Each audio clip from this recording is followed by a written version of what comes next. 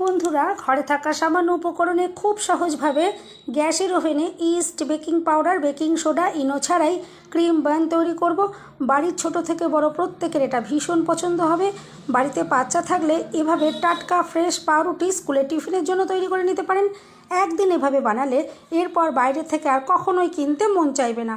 সম্পূর্ণ ভিডিওটা দেখার অনুরোধ রইল। রেসিপিটা ভালো লাগলে লাইক, কমেন্ট, শেয়ার করতে ভুলবেন না।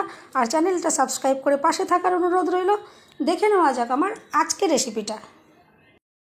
নমস্কার বন্ধুরা, আমি পাপড়ি, পদ্মাবতী ফুড ক্রিয়েশনে আপনাদের সবাইকে স্বাগত। ক্রিম বান তৈরি করার জন্য প্রথমেই দেখুন এখানে আমি নিয়ে নিয়েছি হাফ কাপ হালকা গরম জল। এর ভেতরে আমি এখন দিয়ে দেব 2 চামচ চিনি। এরপর প্রথমে চিনিটাকে খুব ভালো করে নাড়াচাড়া করে আমি জলের সাথে মিশিয়ে নেব, যাতে চিনিটা কোনো রকমই যেন দানা দানা ভাব না হয়ে থাকে। এভাবে দেখুন একটু ভালো করে আমি মিশিয়ে নিলাম। আর এরপরে আমি এখানে দিয়ে দেব 2 চামচ ময়দা। ময়দা দেওয়ার পর ময়দাটাকেও কিন্তু খুব ভালো করে মিশিয়ে নিতে হবে, যাতে কোথাও দলা দলা ভাব না হয়ে থাকে। এভাবে দেখুন আমি খুব ভালো করে মিশিয়ে নিচ্ছি। আর এভাবে যখন ময়দাটা খুব ভালো করে মেশানো হয়ে যাবে, এরপর আমি এখানে দিয়ে দেবো আরও 2 চামচ ময়দা। আমি একটু দুবারে এটা ইউজ করলাম, যাতে ময়দাটা খুব ভালোভাবে মেশানো যায়, নাহলে দলা পাকিয়ে যাওয়ার সম্ভাবনা থাকে একটা। এভাবে দেখুন আমি হাফ কাপ হালকা গরম জলের জন্য আমি এখানে 2 চামচ করে 4 চামচ ময়দা ইউজ করলাম। দুবারে এটা আমি ইউজ করলাম। এরপর দেখুন এটা খুব ভালো করে মিশিয়ে নিয়েছি। আর ঠিক এরকমই ঘনত্বটা তৈরি করে নিতে হবে। আর এরপর আমি এটা এখন একটা ক্যারি প্যাকেটের ভেতরে একটুখানি বাটিটাকে ভরে দিচ্ছি। আর এভাবে ক্যারি প্যাকেটের পর রাখার পরে মুখটা খুব ভালো করে আমি একটু গার্ডার দিয়ে আটকে নেব।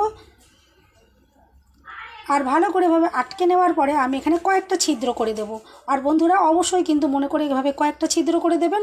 আর এরপর একটা চাপা দিয়ে এটাকে রেখে দিতে হবে। যদি ছিদ্রগুলো না করা হয় তাহলে কিন্তু ইস্টটা সঠিকভাবে রেডি হবে না, ইস্টটা পচে যেতে পারে, সেক্ষেত্রে কিন্তু পাউরুটি আর তৈরি করা যাবে না।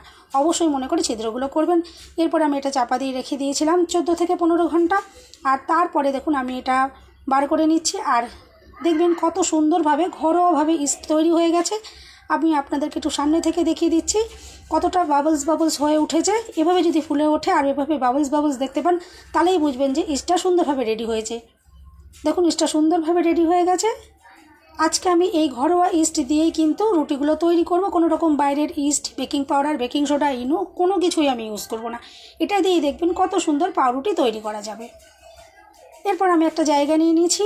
আর ইস্টটা প্রথমে মেপে নিতে হবে। যে কাপ মেপে আমি ময়দা ইউজ করব, সেই কাপেই আমি 4 ভাগের 1 ভাগ এভাবে ইস্ট নিয়ে নিচ্ছি। দেখুন আমি 3 বার এভাবে মেপে নিয়ে নিলাম। যেহেতু আমি এখানে 3 কাপ ময়দা ইউজ করব। আর আমি আবারও একটু ভালো করে বলে দিচ্ছি, প্রতি 1 কাপ ময়দার জন্য ওই কাপেরই 4 ভাগের 1 ভাগ ঘরোয়া ইস্ট আপনারা দিয়ে দেবেন। আর যে সকল বন্ধুরা কেনা ইস্ট দিয়ে করতে চাইবেন, ড্রাই ইস্ট, তাহলে কিন্তু এখানে 1 চামচ ইস্ট দিয়ে দেবেন। এরপর আমি এখানে দিয়ে দিলাম 3 চামচ চিনি, দিয়ে দিলাম স্বাদ মতো নুন, আর দিয়ে দিচ্ছি 2 চামচ গুঁড়ো দুধ, যাতে রুটিগুলো খুবই টেস্টি তৈরি হয়। আর এরপর প্রথমে আমি একটু চামচ দিয়ে এভাবে নাড়াচাড়া করে মিশিয়ে নিচ্ছি। আর প্রথম অবস্থায় কিন্তু হাত দিয়ে মাখার কোনো রকমেরই প্রয়োজন পড়বে না, এভাবে একটু চামচ দিয়ে মিশিয়ে নিলেই হবে। এরপর আমি এখানে নিয়ে নেব 1 কাপ হালকা গরম জল। আর জলটা কিন্তু যতটা পরিমাণে লাগবে ততটা দিয়ে মেখে নেবেন। জলের কিন্তু কোনো আমি মাপ বলছি না, কারোর একটু কম বা বেশি একটু লাগতে পারে, কোনো অসুবিধে নেই। আর এভাবেই কিন্তু আমি চামচটা দিয়েই কিন্তু মেখে নিচ্ছি। আর এরপর আমি চামচটা দিয়ে আর মাখবো না, প্রথম অবস্থা খানিকক্ষণ আমি একটু মেখে নিলাম। এরপর আমি এখানে দিয়ে দেব 2 চামচ সাদা তেল। আপনারা কিন্তু এখানে 2 চামচ দেওয়ার পর আমি আরও এখানে 1 চামচ ইউজ করলাম। আমি টোটাল 3 চামচ এখানে সাদা তেল দিলাম। আপনারা চাইলে কিন্তু এখানে মেল্ট করা বাটারও 3 চামচ দিতে পারেন, তাহলে কিন্তু পাউরুটিগুলো আরও বেশি টেস্টি তৈরি হবে। আর এরপর আমি আবারও জল দিয়ে দেখুন মেখে নিচ্ছি। আর এখানে পাউরুটির জন্য কিন্তু একটা সফট ডো রেডি করতে হবে। মাখাটা যত সফট করে তৈরি করবেন, পাউরুটিগুলো কিন্তু ততটাই সুন্দর তৈরি হবে। এরপর দেখুন রুটিটা ভালো করে আমি ডোটা মেখে নিয়েছি। এটা আমি মিনিট 10 সময় নিয়ে খুব ভালো করে মেখেছি। আর এরপর হাতে একটু এভাবে গোল পাকিয়ে আমি এখন একটা আলাদা বোলের ভেতরটাকে রেখে দিচ্ছি। আর বোলটাতে একটু তেল মাখিয়ে নিলাম, যাতে এটা সুন্দরভাবে থাকে, কোনোরকমভাবে আটকে না যায়। আর উপর থেকে দেখুন একটু আমি তেল এভাবে একটু বুলিয়ে দিলাম। আর ডোটা সঠিকভাবে মাখা হয়েছে কিনা আপনারা যদি একটু হাত দিয়ে এভাবে চাপ দেন, দেখবেন এটা বাউন্স হয়ে ওপরে উঠে আসছে। এটা কিন্তু ঢুকে যাচ্ছে না, তাহলেই বুঝবেন যে আপনাদের এই ডোটা মাখা সঠিকভাবে হয়েছে। এরপর আমি এটা একটু প্যাকেটে মুড়ে এভাবে রেখে দিচ্ছি, আর আমি এটা 1 থেকে 1.5 ঘন্টা সময়ের জন্য রেখে দেবো। আর যেহেতু এটা প্রাকৃতিকভাবে তৈরি করছি, এটা কিন্তু একটু ফুলতে সময় লাগবে। আর যদি আপনারা কেনা ইস্ট দিয়ে তৈরি করেন তাহলে কিন্তু এটা 30 মিনিটের মধ্যেই ঠিক এভাবে ফুলে উঠবে, এভাবে রেডি হয়ে যাবে। আর এরপর দেখুন এটা সুন্দরভাবে রেডি হয়ে গেছে। আমি এরপর এই বোল থেকে একটু বার করে নিচ্ছি।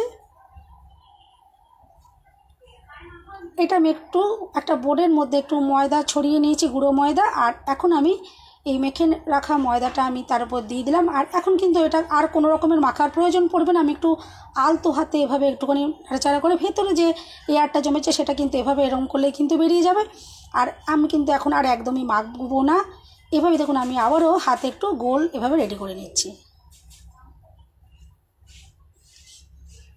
আর এভাবে রাখার পর একটু হাত দিয়ে আমি একটু ফ্ল্যাট করে দিচ্ছি, যাতে আমি ছুরি দিয়ে যেহেতু কাটবো যাতে কাটতে একটু সুবিধা হয়। আপনারা চাইলে কিন্তু এটা হাতেও লেচি তৈরি করে নিতে পারেন, কোনো অসুবিধে নেই। আমি দেখুন এভাবে করে কেটে নিচ্ছি। আমি এখানে 5টা টুকরো করে কেটে রেডি করে নিলাম।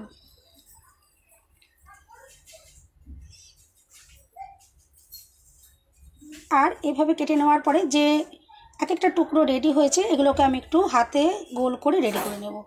এভাবে দেখুন হাতে মুড়ে আমি একটু গোল শেপ করে রেডি করে নিচ্ছি।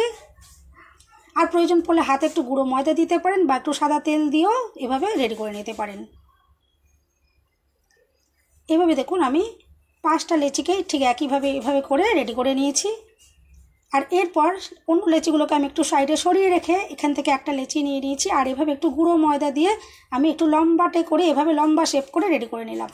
আর এভাবে বেলে নেওয়ার পর দেখুন একটা সাইড থেকে এভাবে একটু ভাঁজ করে দিচ্ছি, আর উল্টো সাইডটাও ভাঁজ করে নিয়ে এসে ঠিক এভাবে দিলাম। আমি আশা করছি আপনারা দেখে নিশ্চয়ই বুঝতে পারছেন আমি কীভাবে করলাম। আর এরপর একটু আলতো হাতে আমি আবারও একটু বেলে নিচ্ছি। আর বেলে নেওয়ার পর আমি আবারও একটা ভাঁজ দিয়ে দেব। এভাবে ভাঁজ করে দেওয়ার পর যে সাইডের অংশটা এভাবে হাত দিয়ে আমি একটু জুড়ে দিলাম। আর অবশ্যই কিন্তু এভাবে একটু জুড়ে দেবেন। দেখুন একটা ঠিক আমি এভাবে করে রেডি করে নিলাম। আর এরপর আমি এখানে একটা কেকের মোল্ড নিয়ে নিয়েছি। এটাতে একটু সাদা তেল মাখিয়ে দিলাম যাতে যখন রুটিটা রেডি হয়ে যাবে এখান থেকে ডিমোল্ড করতে সুবিধা হয়। আর এভাবে দেখুন আমি রেখে দিলাম। আর ঠিক একইভাবে আমি আরও দুটো এরকমভাবে রেডি করে নেব। দেখুন আমি আরও একটা আপনাদেরকে দেখিয়ে দিচ্ছি যাতে আপনাদের বুঝতে কোনো রকম অসুবিধে না হয়। এভাবে দেখুন আমি ভাঁজ করে নিলাম। আর ঠিক একইভাবে আমি এটাকেও আবারও একটুখানি বেলে নেব। আর বেলে নেওয়ার পর মাঝের থেকে আরেকটা এভাবে ভাঁজ করে দিচ্ছি। আর সাইডের অংশটা কিন্তু এভাবে একটু জুড়ে দিতে কিন্তু একদম ভুলবেন না, এভাবে কিন্তু জুড়ে দিতে হবে। এভাবে দেখুন আমি রেডি করে নিলাম।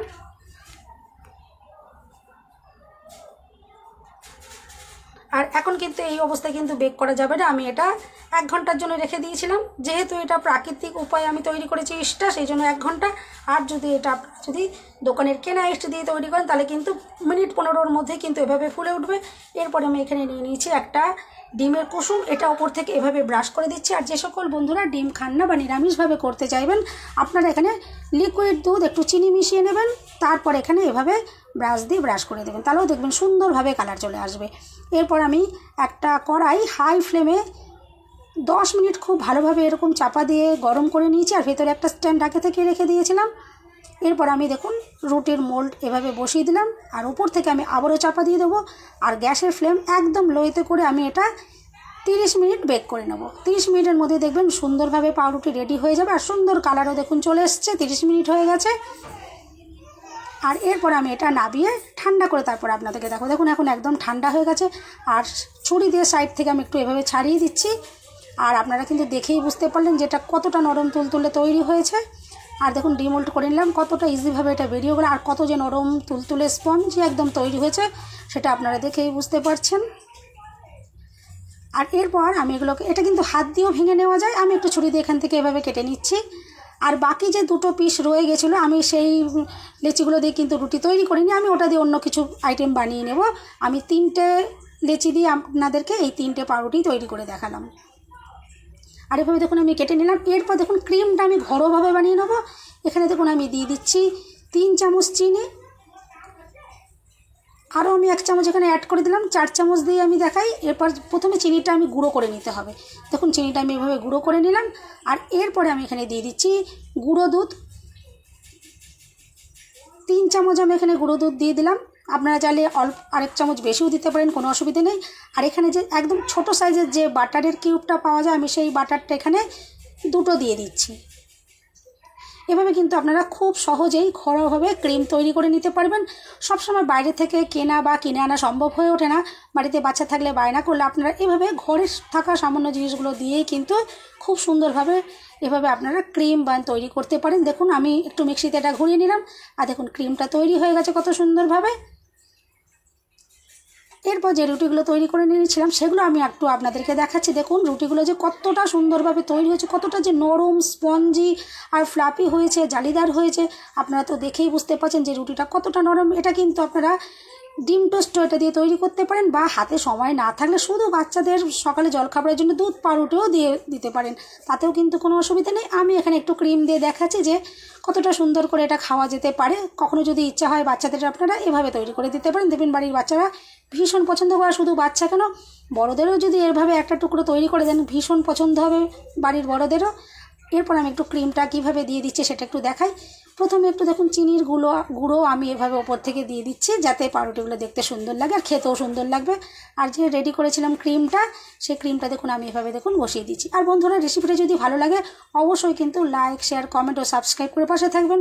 বেল বাটনটা ক্লিক করে রাখবেন, যাতে আমি যখনই নতুন ভিডিও আপলোড করবো সঙ্গে সঙ্গে নোটিফিকেশন সবার আগে আপনার কাছে পৌঁছে যাবে। আর এরপর দেখুন ক্রিমটা লাগানোর পর মাঝে আমি একটা করে চেরিও দিয়ে দেবো, কিন্তু এগুলো দেখুন সম্পূর্ণ অপশনাল। সম্ভব যদি না হয় আপনারা নাও দিতে পারবেন, আমি এখানে একটু দিচ্ছি যাতে সুন্দর দেখতে লাগে। বাড়িতে এভাবে একবার ট্রাই করে দেখতে পারেন, আমি আশা করব ভীষণ পছন্দ হবে। আর কতটা যে দুর্দান্ত দেখতে লাগছে সেটা তো আপনারা দেখেই বুঝতে পারছেন, আর খেতেও কিন্তু খুবই অসাধারণ হবে। আর বন্ধুরা রেসিপিটা যদি ভালো লাগে অবশ্যই কিন্তু একটা লাইক দিতে ভুলবেন না। সবাই সুস্থ থাকবেন, ভালো থাকবেন, দেখা হবে নেক্সট ভিডিওতে।